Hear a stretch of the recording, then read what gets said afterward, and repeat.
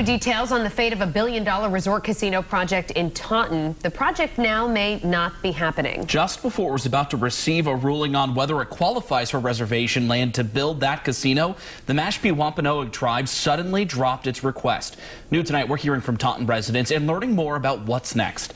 Eyewitness News reporter Julianne Pixoto is in our newsroom with more. Despite a pending federal lawsuit, the tribe broke ground on the new casino last year. If all had gone well for the tribe in court, officials say the new casino would have opened to the public sometime next year. But now it appears all summer construction plans may be halted.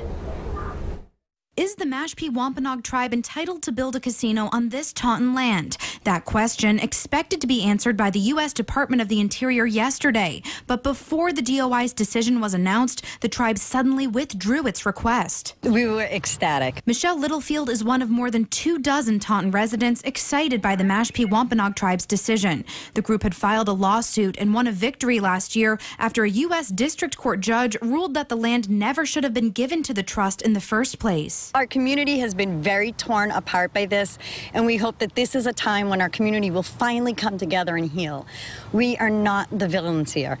We are not the ones who tried to get illegal land and trust. My conclusion that I drew from it was they're done. Attorney Adam Bond had been involved with the casino litigation for nearly a decade. He says he was shocked when he heard the tribe had suspended its request with the DOI. So that says to me that they weren't going to get the decision they were looking for, and rather than get a bad decision, bad for them in the sense of they don't qualify for land into trust, they scrapped it and figured we'll wait for the next interim election, we'll wait for the next presidential election, we'll wait until the political waters are easier for us to try and get the decision we want. In a statement, the tribe wrote, "This will preserve the tribe's rights to seek further review and consultation at a later date and investigate all options available to secure the tribe's land base." And while the plaintiffs are confident this is the end of the road for the casino, the tribe may explore other avenues to gain the approval it needs. We'll have more on that coming up at 6. Live in the newsroom, Julianne Pixoto, Eyewitness News. It appears the proposed tribal casino in Taunton may be on indefinite hold.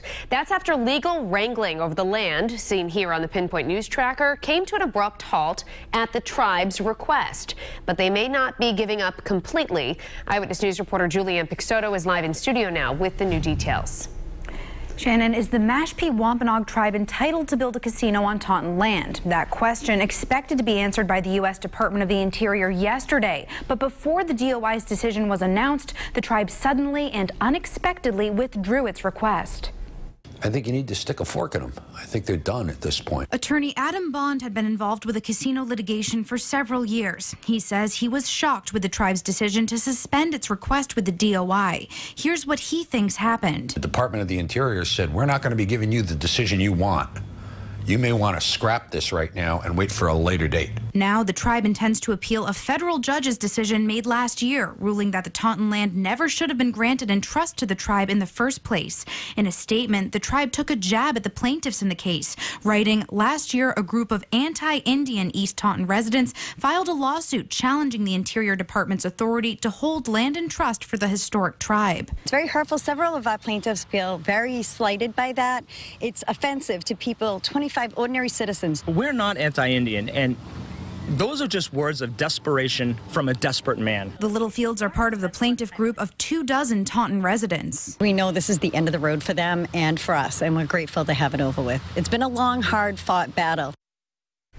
In a statement, the tribe says it will not only vigorously prosecute the appeal to Judge Young's decision, but also examine all options available under the law. Aside from that statement, no member of the tribe or their public relations firm could be reached for comment. Live in studio, Julianne Pixoto, Eyewitness News.